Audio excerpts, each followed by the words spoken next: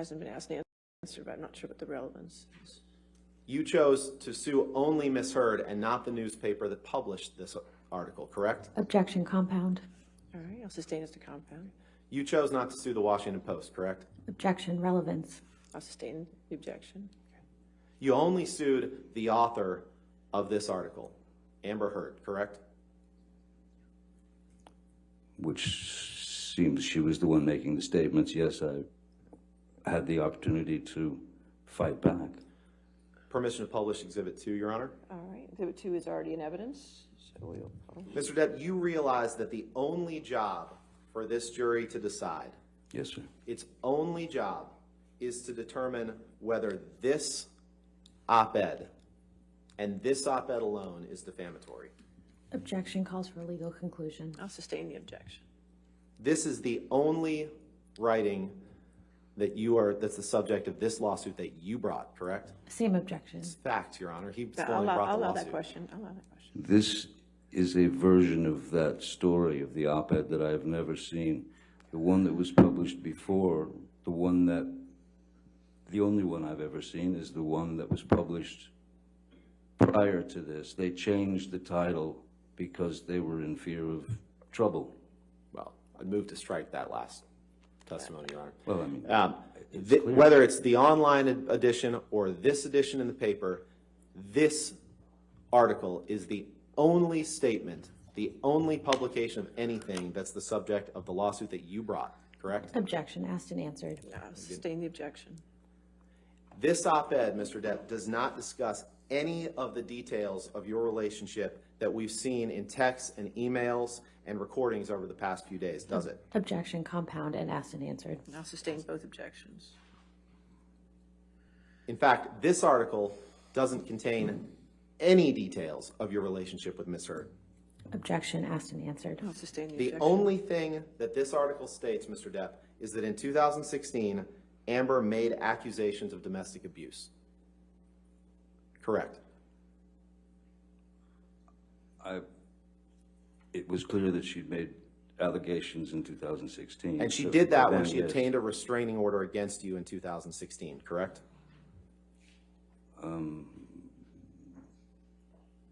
Yeah, I suppose, yes. Yeah, And even if you disagree with the accusations that she made against you in May 2016, it is a true fact that she did make those accusations in 2016 and got a restraining order against you, correct? Objection, compound, asked and answered. Sustain the objections. Next question.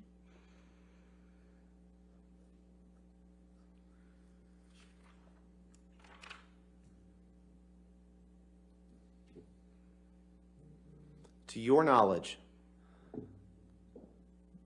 the words that Ms. Heard used in this article about getting a restraining order against you in 2016, those are true, correct?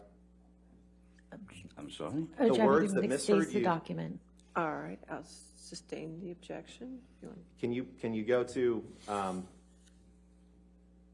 the third paragraph? Pull up the third paragraph, please.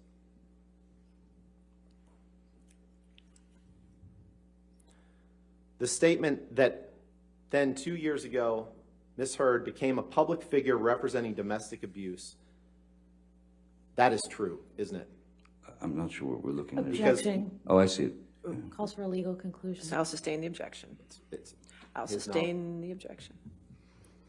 And in 2016, for the first time publicly, Ms. Heard accused you of domestic abuse, correct? In 2016? Yes. That's correct.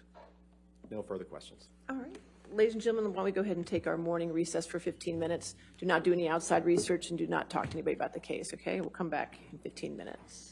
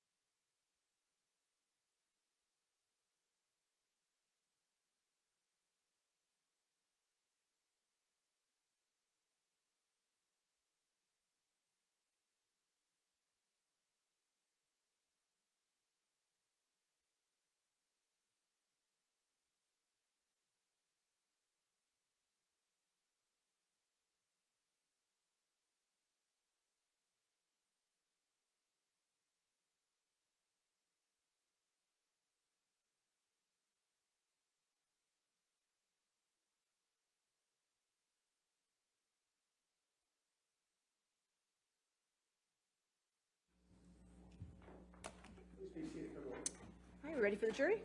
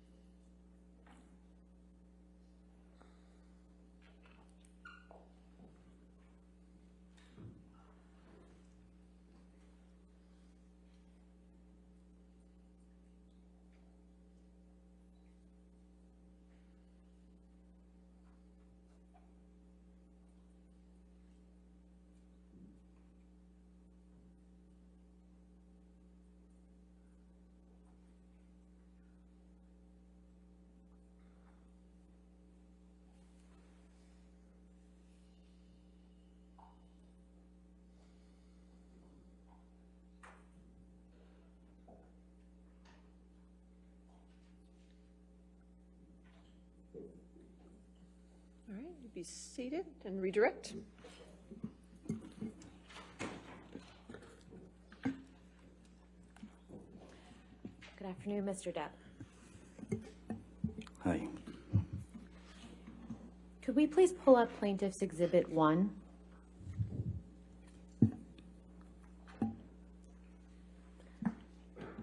Mr. Depp, is this the version of the op-ed that you recognize? Yes, ma'am, that's the one.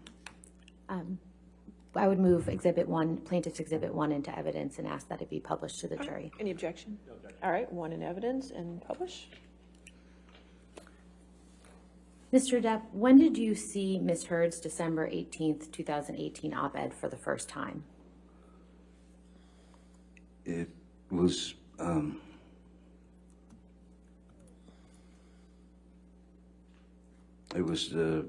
presented to me by one of my team, I can't remember, but it was within a day or so of it, a couple of days of it having been written, I believe.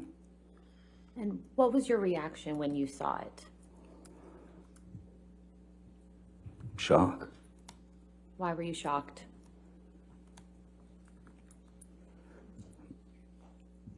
Because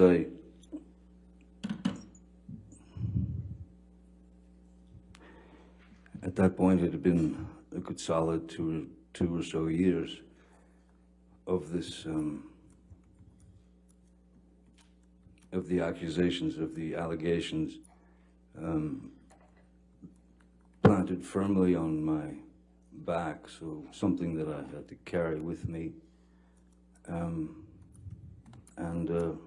I just couldn't believe that it was continuing.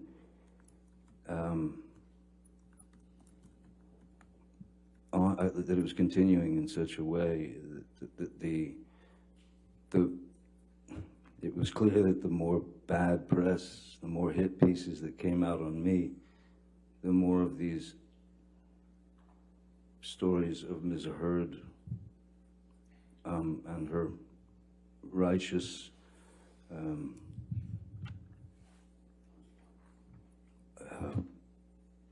chase against me. It wasn't stopping, and it's difficult to once you've chewed on it for a couple of years, it becomes pretty difficult to swallow anymore. As it was completely untrue. How did you feel when you saw the op-ed for the first time? Objection asked and answered just now. My prior question was about his reaction. All right, I'll allow it. Hurts. Yeah, a blinding hurt. It was like somebody had hit me in the back of the head with a 2x4. And as it said, I had no ability to speak prior to, because even if I had done an interview to try to explain myself, it turned into a hit piece. So my mouth was shut. And this was the opportunity where I thought, something's got to be done. It's just got to be done. I couldn't take it anymore. When did you first learn that Disney was not going to recast you in the Pirates franchise? It was probably 2 or 3 days after this op-ed appeared. One of my crew, again, I don't remember who had sent me, excuse me, had sent me a piece that was in some magazine, and Sean Bailey, who was the number 3. Objection, hearsay. I don't know yet. I'll overrule it at this point. Thank you. May I continue, Your Honor? Yes, sir. Thank you. Sean Bailey, who was the third in line, as I suppose, in the upper echelon of Disney, just basically said in the Objection, hearsay. Your What Honor, Sean Bailey said. this is about him It's in learning an about this. article. It's not for the truth. It is the truth. She's If asking. you want to approach, that's hard.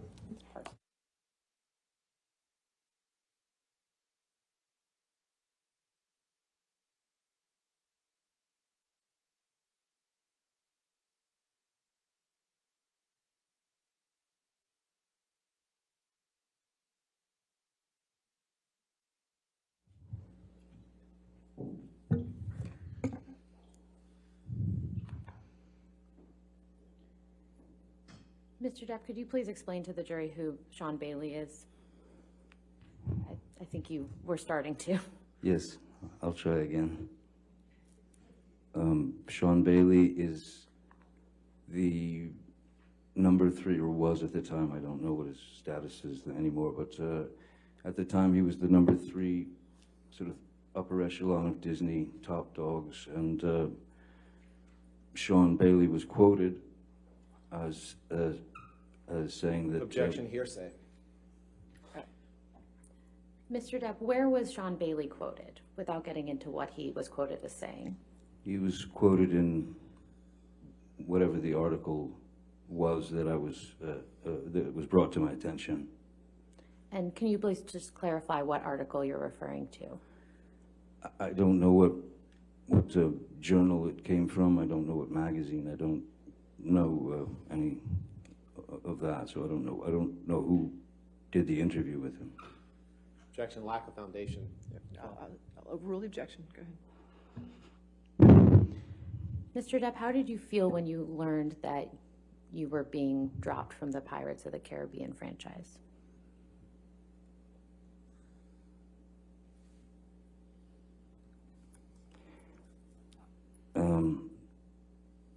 Well, it was the Pirates of the Caribbean franchise. It was a character that Captain Jack Sparrow was a character that I had built from the ground up, and was something that I of course put a lot of as you do with all characters, but you put a lot of yourself into the character. So, and also having worked on these films with these people and having added much of myself, much of my own rewriting of the dialogue and scenes and the jokes and whatever they are, I didn't quite understand how that, after that long relationship and quite a successful relationship, certainly for Disney, that they would, that suddenly I was guilty until proven innocent. Up until the point that you learned that you were not going to be in the Pirates of the Caribbean franchise any longer, what was your intention with respect to future Pirates movies? The last thing that I knew from the I say there's the producer team, there's the creative team, and there were many discussions.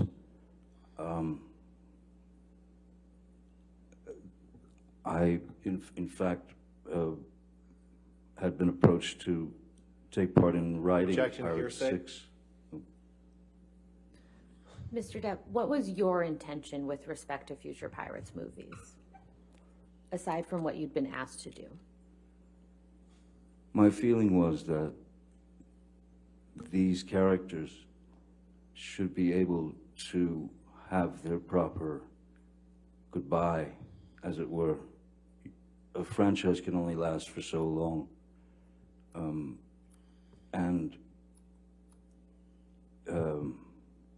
There's a way to end a franchise like that, and I thought that the characters deserved to have their way out of to end the franchise on a very good note. I planned on continuing until it was time to stop. Mr. Depp, last week, Mr. Rottenborn asked you about a quote where you said you wouldn't come back to the Pirates franchise for $300 million and a million alpacas. Do you remember that? I do. When relative to learning that you would no longer be a part of the Pirates franchise, did you make that statement? I think long before I made the statement, there was a very deep and distinct sense of having been betrayed by the people that I had been working with, the people that I had worked hard for, the people that I had delivered a character to that they initially despised, but somehow, you know, even I stuck to my guns with the character and it seemed to work. So, do you recall when specifically you made that statement about the $300 million and the 100 alpacas? Objection, asked and answered. Overruled, I'll allow it.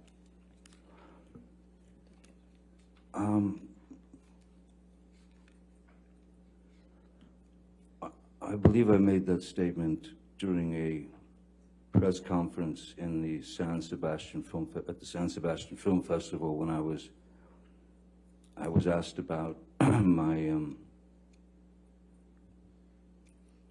situation. And what year would that have been, if you can recall? I believe it was last year or so.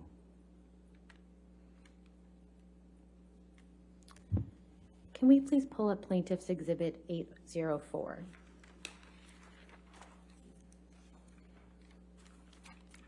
Mr. Depp, do you recognize this document? As soon as my eyes go on, I hopefully will.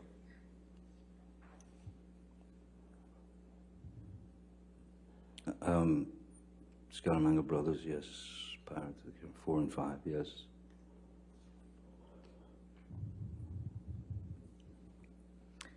What is this document?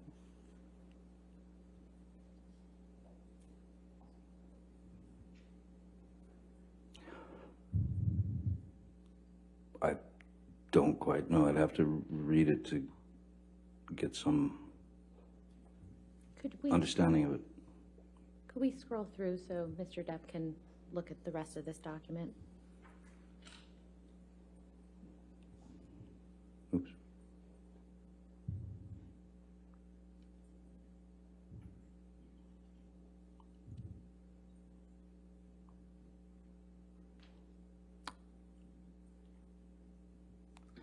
Oh, there it goes.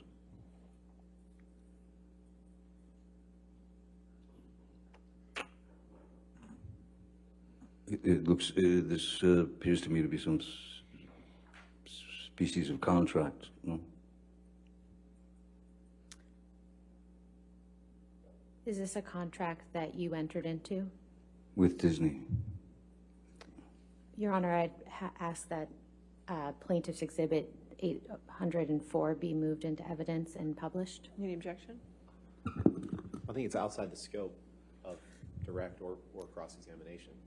I'll overrule on that objection. Okay, and well, I'll reserve other objections to portions of the document, depending on what she's going to ask about. Could be hearsay. But she's asking to put it all into evidence right now. Well, then I would object to that at this point. All right, you want to come forward? Let's see.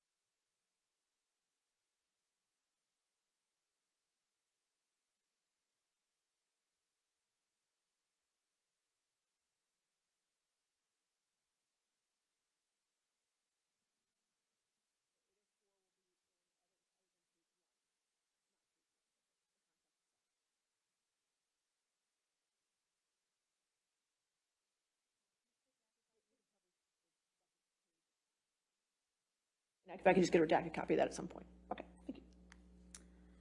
Mr. Depp, if I could direct your attention to Section 6 of the contract, which is on pages 8 through 10 of the document.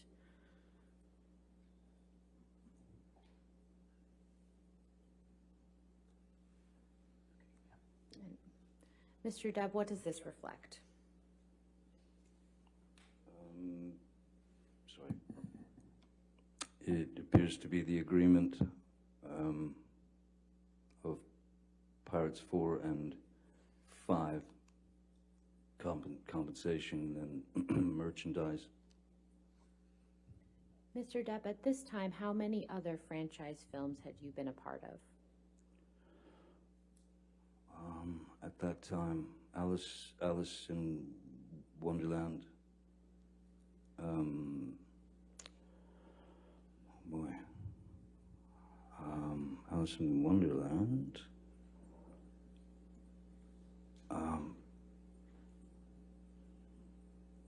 I'm so pathetic when it comes to knowing what movies I've done. I'm sorry. I just, I don't watch them. I feel better not watching them. I couldn't, I mean, what was the question again? How many? I have order in the court, or I will have you removed. Understood? Thank you. How many other franchise films had you been a part of at the time of this contract? There was a third. There was Pirates. There was, with Warner Brothers, Fantastic Beasts and Where to Find Them, and then Crimes of Grindelwald. And how does the compensation reflected in this contract compare to that, what you receive for the other franchises that you've been a part of? Objection, foundation. He just established that he was a member of other franchise films at this point. And he hasn't established a foundation that he knows how he was compensated. I'll overrule the objection if you can answer.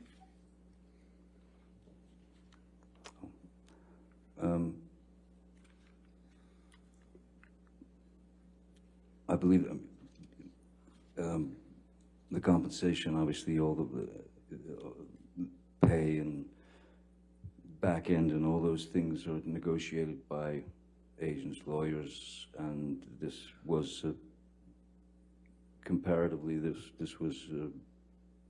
is my salary on that film, and other salaries were of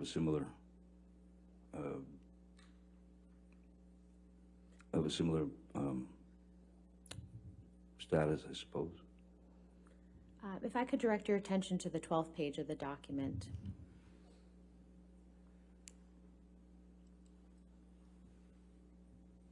Yes. Oh, Is this your signature, Mr. Depp?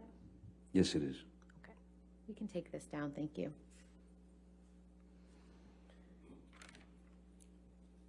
Mr. Depp, I recall that you testified that you don't know during a given period what movies you were working on.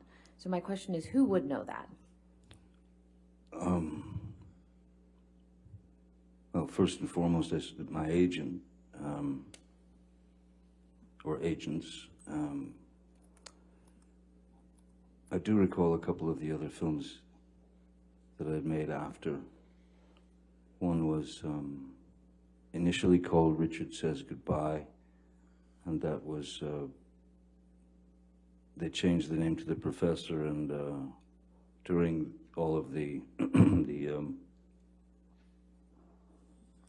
nastiness over the past 6 years, that film went straight to pay-per-view. There was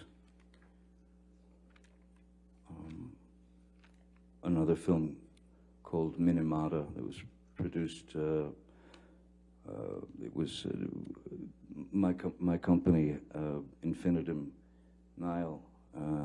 We had developed a film called Minamata about Eugene Smith, and the Minamata,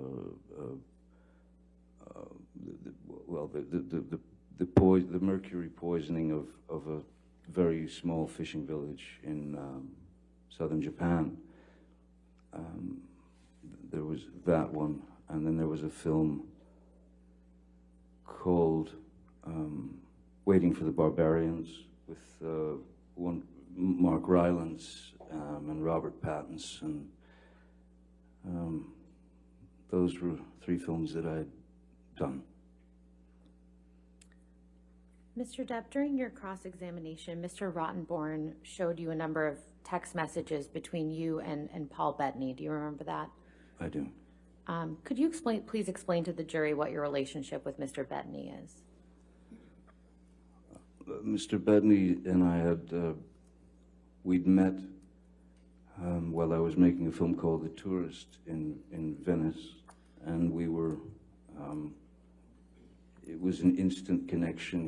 He's born and bred in the UK and has that English sort of dry, kind of obtuse, abstract sense of humor. And that was one of the things that we connected on, is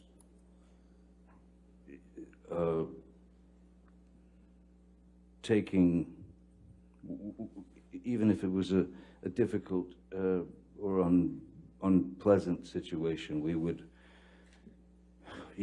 do our best to deal with it with humor, as opposed to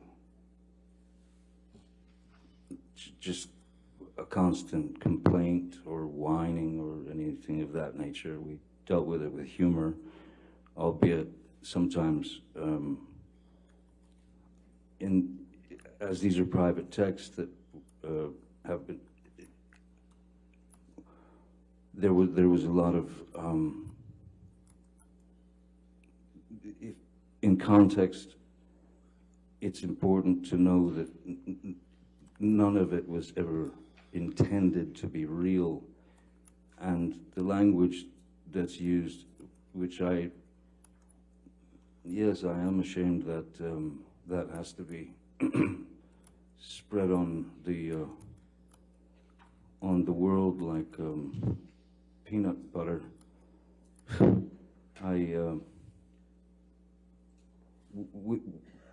For example, the text that is about burning Ms. Heard it's directly from Monty Python, in the sketch about burning witches, and then drowning the witches. this is a film that we'd all watched when we were 10, and it's just irreverent and abstract humor. That's what we were referring to in those texts. The text message that you just referenced, other than Mr. Bettany, who else saw that text message at the time that it was sent? No one, of course not. Based on your own observations, how would you describe Mr. Bettany's relationship with Ms. Heard while you and Ms. Heard were together? Abominable. Why was that?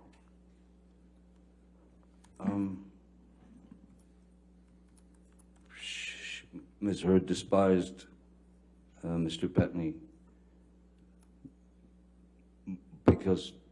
mainly because we had become such close friends, and for her he was a threat, and would take me away from her with regard to if Paul Bettany was getting the attention from me. That was a showstopper. It would cause all kinds of unpleasantries, to the point of where when we were on the island with Mr. Bettany, his wife, and his 4 children, Ms. Heard and Mr. Bettany got into some debate over lunch, and I just remember that whenever Mr. Bettany tried to make a point, she would talk over him, and then it started to get quite rude. She got mean, and she got loud, and then I believe it was his 18-year-old boy who was getting ready to go to a very bright, brilliant kid.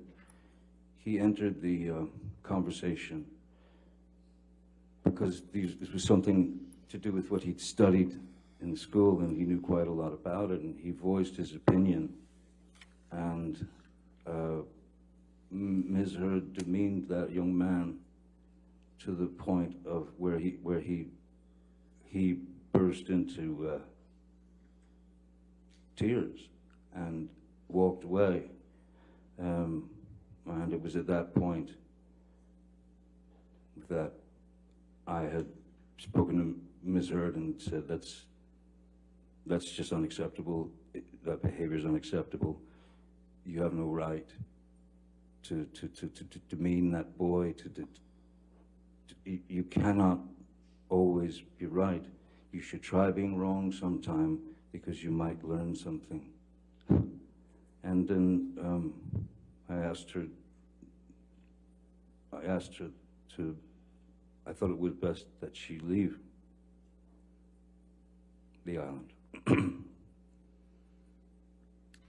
we please pull up Defendant's Exhibit 245? And Mr. Depp, I believe this is another text message with Mr. Bettany that you were shown on your cross-examination.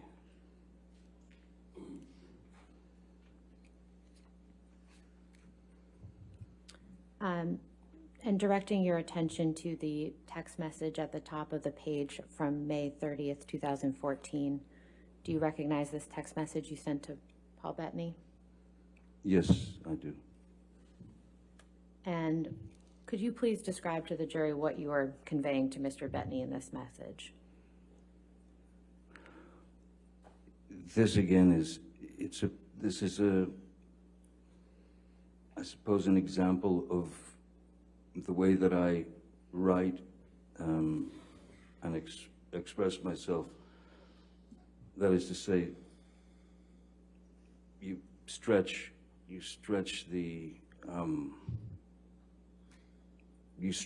situation out to to give him the understanding that you're drowning, essentially. So everything that I say here is, in fact, an impossibility for the human body. I would have been, well, I would have certainly at least had to be rushed to the hospital for a stomach pump. There's a line here that, if you don't mind, I say that when I say I'm done, I am admittedly too fucked in the head to spray my rage at the one I love, for little reason as well. I'm too old to be that guy, but pills are fine. The pills that were referenced were the pills that I that I was coming off of, and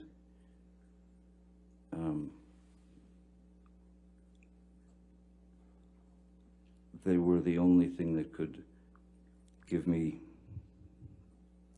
some semblance of the same numbing effect that I searched for as a child with my mother. And saying that I was too messed up in the head was,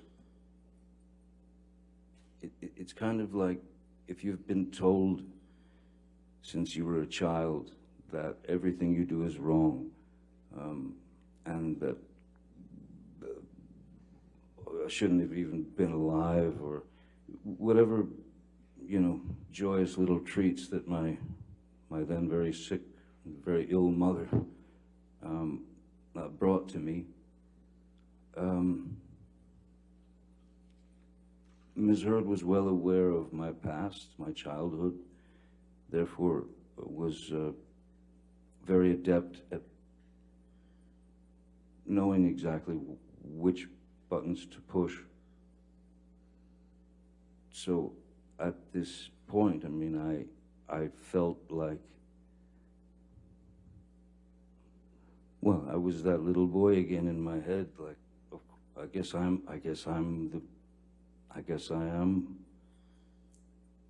incapable of doing anything right. I guess I will never be happy. I guess that this is who I am. I can't get along with this person. But it's confusion, you know. It's nothing that you can. It's nothing that anyone could sustain for any length of time. It's nothing that anyone should have to sustain for any length of time when you're being demeaned, berated, judged, and treated like a lesser animal, and treated as if I'm only surrounded by yes men, and that I'm a bad father, and that these things were endless. They were endless, and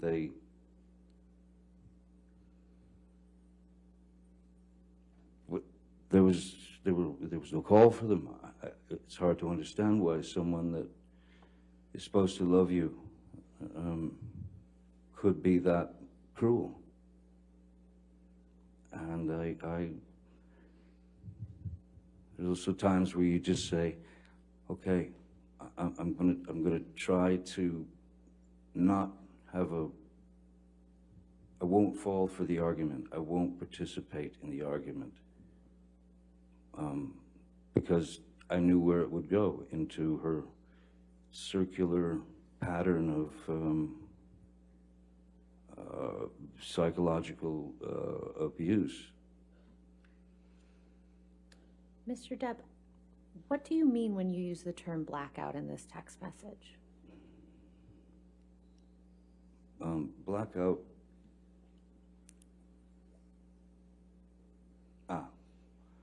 Yes, because I'm talking about 1,000 Red Bulls and vodkas, 1,000 of them, 2 bottles of champagne, no food for days, half a bottle of whiskey.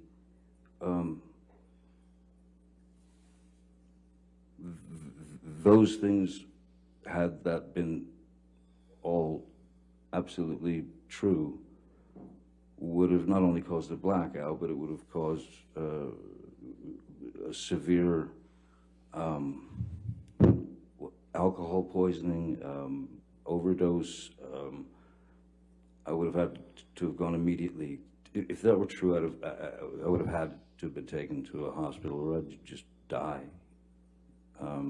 So, no, blackout is when someone gets so drunk on alcohol, essentially, on alcohol.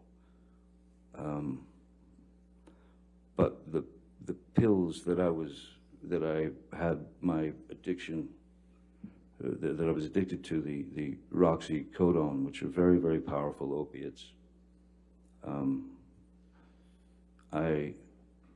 Two of those would knock me out.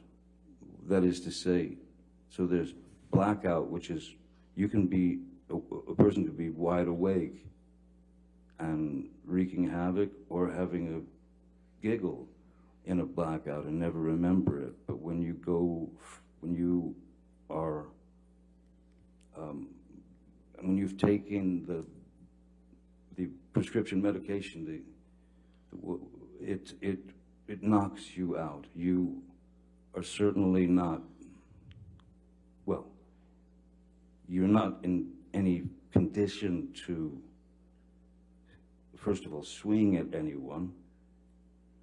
You are out. You go on what's called the nod, and then it takes you away into sleep. It's just very deep sleep. And I found that much more accepting than having to hear constant badgering and insults. Mr. Depp, I'd like to show you Defendant's Exhibit 153, which I believe Mr. Rottenborn also showed you last week. Yes. Do you remember seeing this during Mr. Rottenborn's examination of you last week? Yeah, yes, I do. Okay. Now, I'd like to show you the full text exchange, which is in Plaintiff's Exhibit 120. And since there's been a number of text messages drawn from this document, this would be Plaintiff's Exhibit 120C. Which page would that be, or underscore? This would be 4 and 5, Your Honor. 4 and 5, thank you.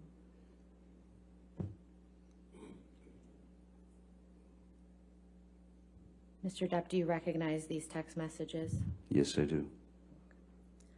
Your Honor, I'd move Plaintiff's 120C into evidence and ask that it be published to the jury. All right, 120C in evidence, publish. Mr. Depp, who are you communicating with in these text messages? In fact, though it says Marino, these are texts between my ex, that is to say, the Vanessa Paradis, the mother of my children. And this is again, abstract humor that we're conveying back and forth to one another. This was all, it was a joke. It certainly wasn't about Miss Heard. We didn't speak of her much together. Do you recall what you were talking about? I don't recall who it was. I don't recall who it was, but it was someone who had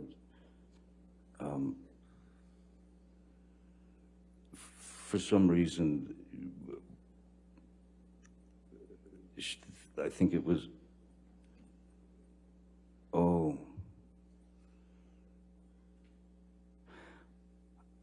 I think that the possibility is that, 2013. It might have been, we had a nanny at one point, who we, in fact, we had, we found her, she was caught stealing, even from my, at the time, my, yeah, maybe 10, 11-year-old boy, Jack, who was bright enough, because he knew it, he was bright enough, he had a $5 bill that he wadded up and put on his desk in his bedroom, and when he came home from school... Your Honor, I'm just going to object on relevance. The question was, who was this about? Yeah, we can move on. Okay. Okay. Mr. Depp, I'd also like to show you Defendant's Exhibit 143, which I believe Mr. Rottenborn also showed you last week. Do you remember seeing this email exchange?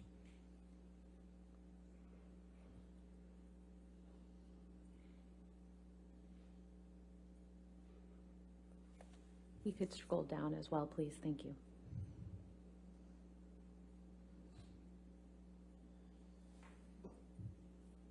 Oh, yes, yes, yes. Who are you exchanging these emails with? Stephen Duders, who was at the time was my assistant. And what are you and Mr. Duders discussing here?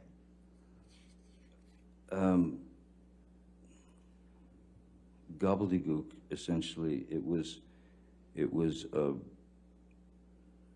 as I remember, it was a day of work, and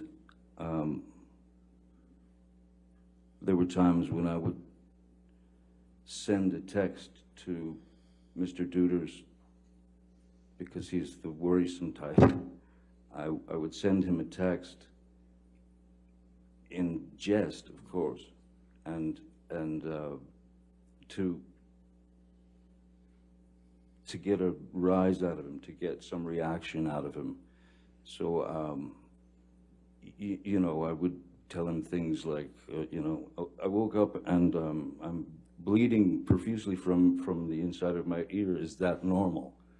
You know, it would be things like that. So this is exactly the same kind of thing. I think we were even referencing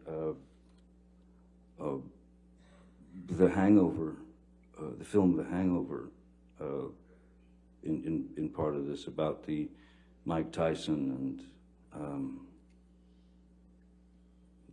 sort of bizarre circus that I was telling him that I had in my room, and that there was blood everywhere. It was a joke to just sort of throw him off, worry him, and make. Ultimately, it was a joke, and we were laughing about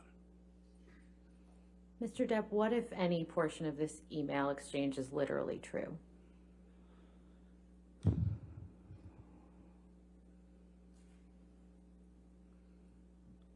We're all set to leave here at approximately 1:30 p.m. Hope you rested well.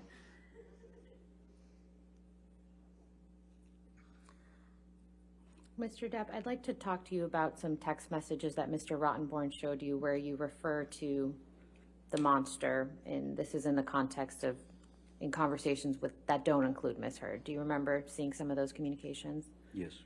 Okay. First, I'd like to show you Defendant's Exhibit 427, please, which is a text message from you to Jerry Judge.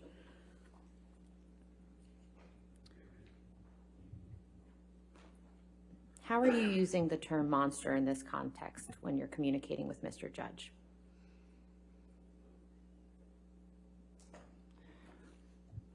The monster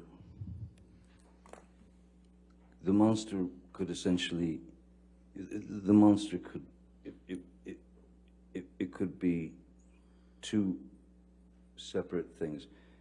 The monster in her eyes was my, Objection as to what the monster was in Ms. Heard's eyes, Your Honor. All right. I'll just state as to her eyes if you want to Okay. ask, rephrase. the monster was defined by Ms. Heard as this out of control Same objection, thing. Your Honor. What Ms. Heard's view of the monster was is not for this witness to say. Mr. Depp, how do you know how Ms. Heard defined the word monster? She said the words to me. And what words did she say with respect to the term monster? It was her go-to phrase, and it was the go-to phrase for me being,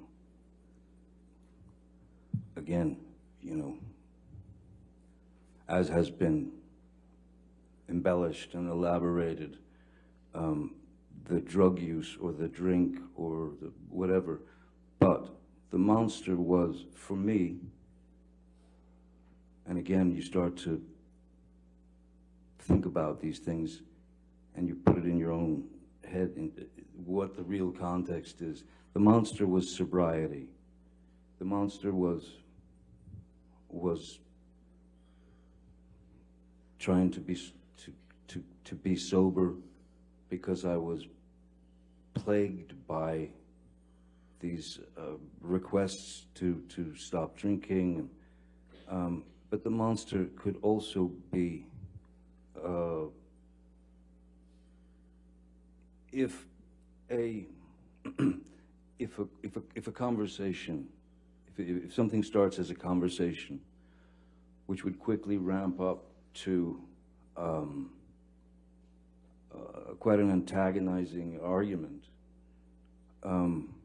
if I responded to her, if I took part in the verbal back and forth where people do in life end up saying obscenities, screaming obscenities at one another, or calling them names, or when it gets to that point, I mean, the monster was just for me, was just the guy who actually was dumb enough to continue to take part in arguments that would ultimately get nowhere.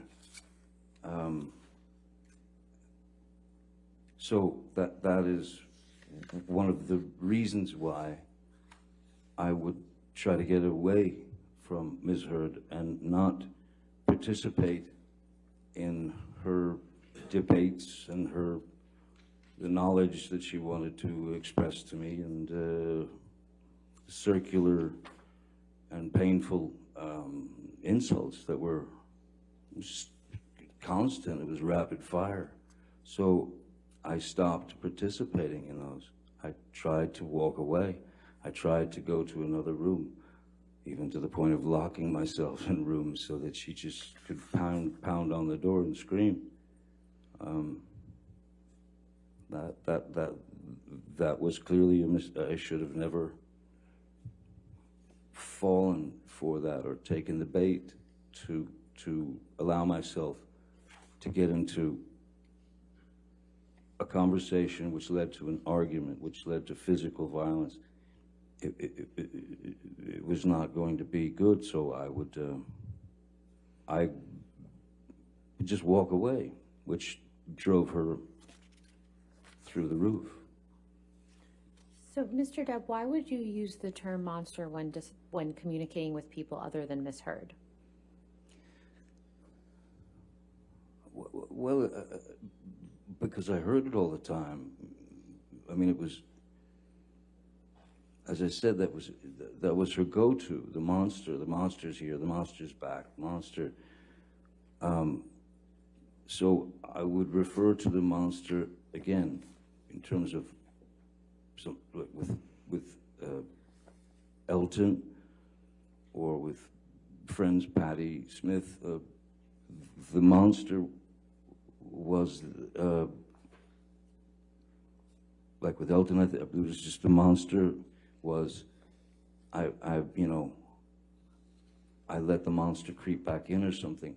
That is sobriety. That's what I'm telling him is I have failed. And I've had a drink, or I've been drinking, but But my drinking, again, was not to excess. I would never went into blackouts or anything of that nature. I was disappointed in myself for not staying there. Although when you are constantly in a position to be harassed by your beloved other,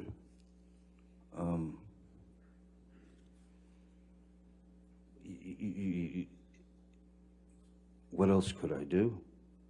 I wanted to be numb. I didn't want to hear that. I didn't want to feel that, especially from one who had professed such love for me, but gave me mostly hatred. Your Honor, I'm about to switch subjects, so if this would be a good time for the lunch break. All right, we started a little later, so I don't mind going a little further. Okay. If you want to do that, go ahead. Mr. Depp, I'd like to show you Defendant's Exhibit 161. I believe Mr. Rottenborn showed you this last week and again today. Yes, yes, Do you recognize these text messages as between you and Ms. Heard? yes, I do. Yes, I do. Why are you informing Ms. Heard that there's a book called Disco Bloodbath? When I texted her, 2:30 in the afternoon, I was in a bookstore, a used bookstore, or a bookstore that had a lot of first editions and things like that, which was sort of a passion. And I saw a book called Disco Bloodbath, and I thought it was a funny title. I can't say that I was necessarily referencing anything other than I thought it was a funny title, Disco Bloodbath. It sounded like a sort of a bad slasher movie to me. So I said, just thought you should know that there exists a book titled Disco Bloodbath, that's all. And then she said, we need that book. And then she asked me, is it about last Friday night by any chance? And then my answer to her, how can you make me smile about such a hideous moment? The fact is, this is a light-hearted exchange that she's even saying, we need that book. Then she makes a reference to last Friday night, which I don't recall what last Friday night was or whatever, so I just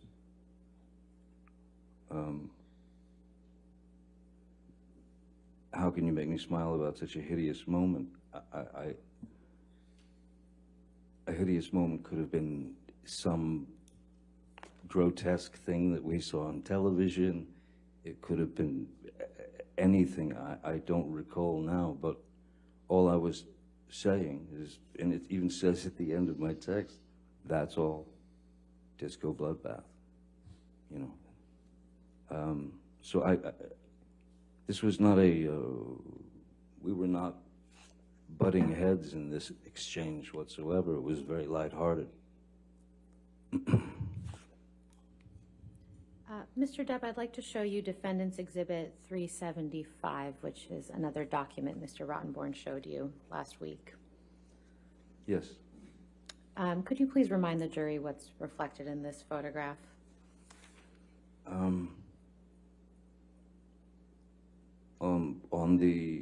This is from Australia.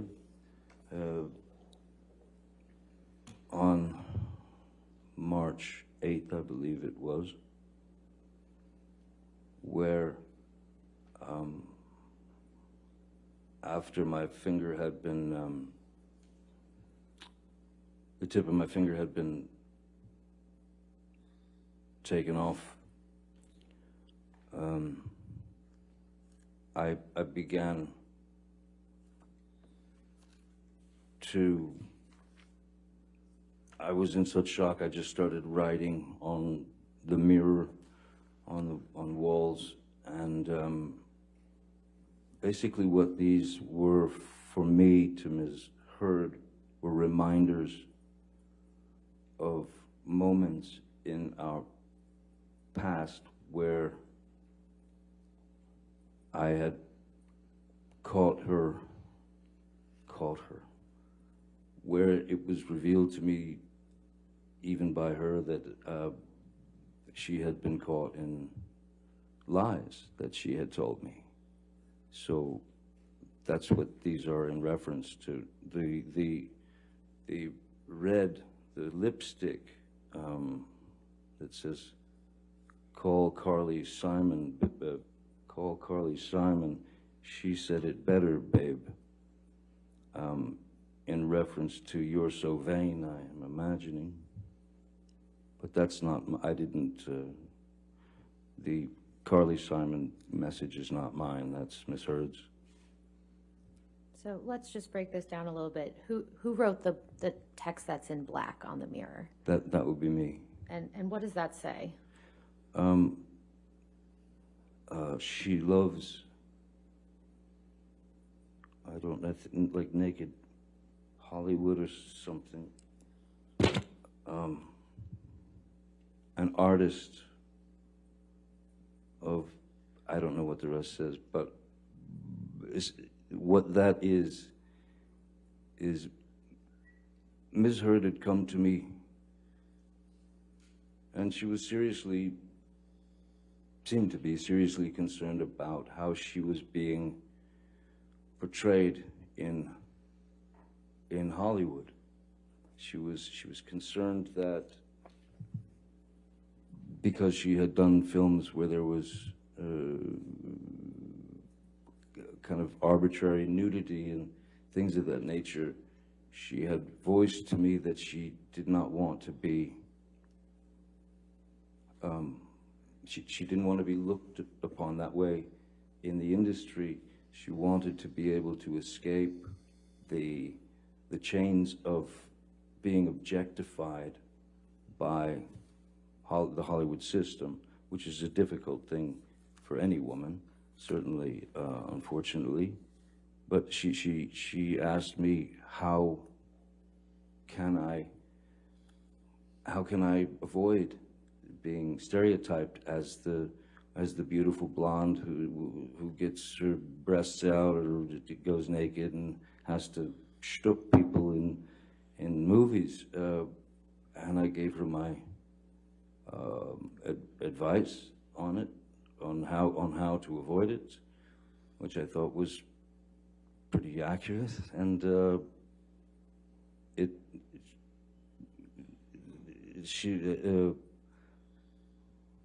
ambition was stronger than what she received from my advice, is what it was. My advice that I thought long and hard about, because I did care for her and I did understand. I didn't want her to have to do that. And early on in my career, I was put in a position where, you know, I could have gone on, I could have been just a guy who was on a TV series for a couple of years, and then, you know, what was going to be left of me was would be on lunchboxes and thermoses and posters and teen idol things, and I fought that tooth and nail because that's not who I was. So I had experienced something similar in terms of being looked upon as something that you're not, and so I fought against it in the very beginning, and it worked out for me, for a while there, and I was giving her basically the same advice.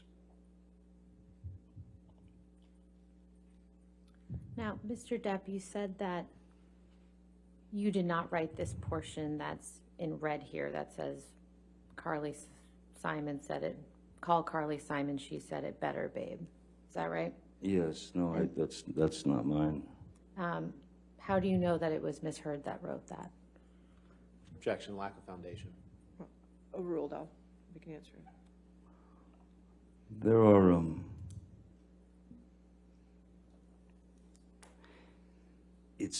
well, first it looks like it's trying to match my handwriting, but my handwriting is a lot more of a scribble. And also there's another photograph of this where she went in to make sure that there were, that the red was more prominent. I believe there's also a napkin down there where Objection, someone Your Honor, lack of foundation. He's referring to exhibits that aren't in evidence and All right, have no idea whether they even exist. I'll sustain the objection now. Next question? Do you recall whether the lipstick writing was on the mirror when you wrote in the black paint? No, of course not, no.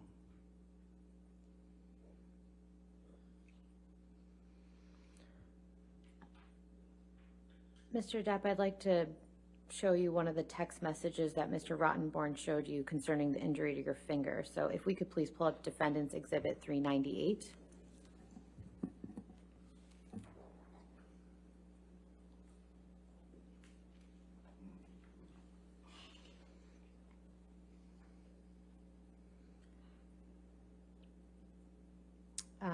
This is a text message from you to Dr. Kipper that I believe Mr. Rottenborn showed you on cross-examination. Do you remember that? Yes. Okay. And why are you apologizing to Dr. Kipper in this message?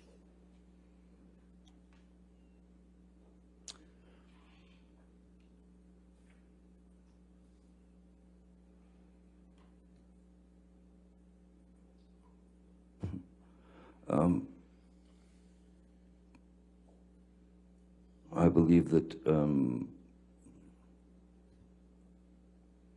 at that point in my brain and in my life and in my heart, I was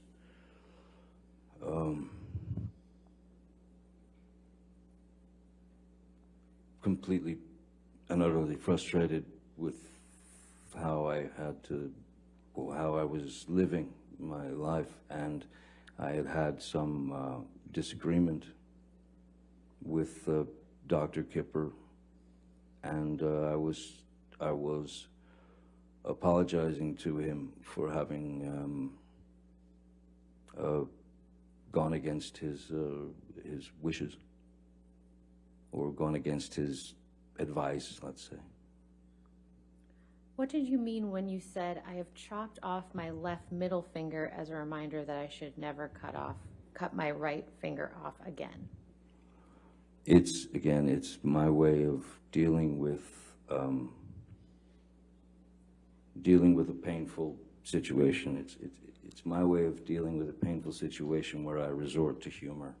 So I had lost the tip of my right finger, and so I'm saying to him, I've now cut off my left finger to remind me never to cut my right finger off again. That's not, I mean, when you say I got my finger cut off, or I cut my finger off, or this or that, it doesn't necessarily mean that you did it yourself. And again,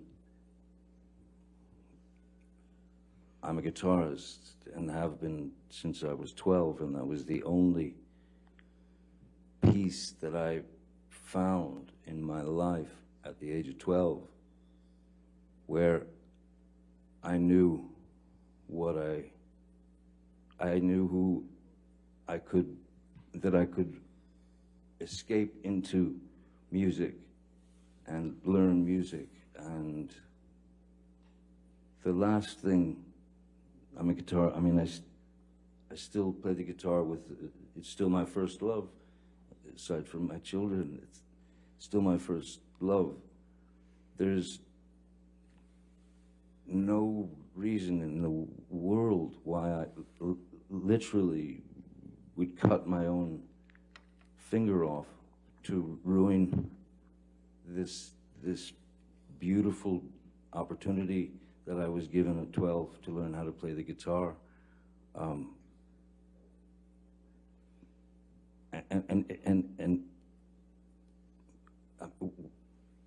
Again, why would I start lopping off digits in my 50s?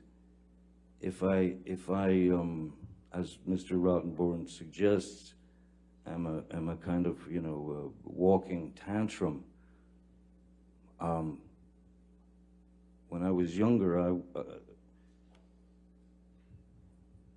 why wouldn't I just start chopping off fingers and, or some kind of, why would I ruin the only thing that was really good in my life aside from my children? So when this finger went, the tip of this finger went, the only thing I could think in my mind was, thank God it wasn't the left hand, which is the fret hand. I'm right-handed, so that's the fret, that's where the fretboard is. If you lose a finger from your left hand, you know, I'm not Django Reinhardt, who had only 2 fingers to play with. If I'd have lost a finger from here, I would have had to relearn how to play the guitar all over again. It's just not the case. Even though I say I've chopped my finger off, it's like saying, you know, I bumped into a knife or something. You know, it's not. I'm not admitting to. I think if I was going to admit to someone that I actually chopped my finger off, this text wouldn't be as it is. I think it would have been a long explanation as to why I got to that point. But no, I can't take responsibility for what I now call Little Richard, my chopped finger. Mr. Depp, at the time that you sent this text message to Dr. Kipper, had you told him what had actually happened to your right finger? Oh yes, yeah. And when did you tell him that? He was aware of that day, the day that it happened. Malcolm was aware of it. Jerry was aware of it. Stephen was. Everyone was aware of it. And of course, yes, when I went to the doctor, the emergency room, I lied to them because I didn't think it wise to cause a ruckus, implicate Miss Heard, and then have 8 million stories out in the press about how she'd thrown a bottle of vodka at me, and it smashed all the bones in the tip of my finger and cut off about, well, it was all sliced down through. You've seen the pictures. It was pretty horrible.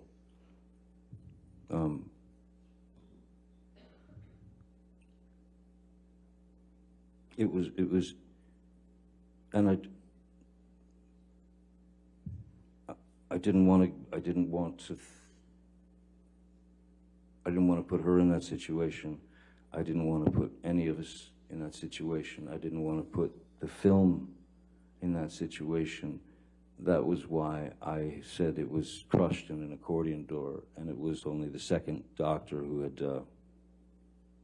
who actually told me what he was. Your Honor, hearsay. I haven't finished my sentence. How do you know? I'll overrule for the moment. Go ahead. Go ahead. Should I? Thank you. It was the emergency room doctor was first. The next day I went to see a specialist, a hand surgeon, and this was still in Australia. And he had recognized that my excuse for the finger being gone. Objection, Your Honor. Hearsay. What the doctor conveyed to him about his thoughts on the finger injury. That's classic hearsay. Your Honor, it's in the context of medical treatment. No, I'll sustain that objection. Your Honor, I think this is That's a good. good stopping All point. right. Yes. All right, ladies and gentlemen, we'll go ahead and take our hour lunch recess. Again, do not do any outside discussions, and don't talk to each other about it, okay? And we'll see you after lunch, okay? If everybody in the courtroom could still be quiet, please. Court is in session. Thank you.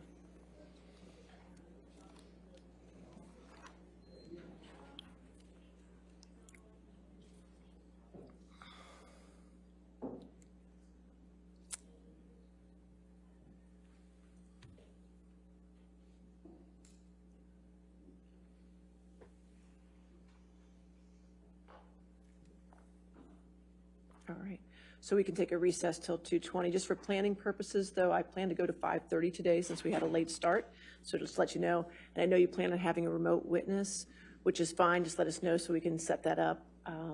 But also make sure your remote witness knows that this is a courtroom. I don't expect them to be any outside noises or anything else going on, and direct attention. And also if they would know that if there's an objection, for them to hold off answering until that's resolved. That goes for all remote witnesses when we get to them, okay? All right. See you at 2:20 then. Thank you. Thank you.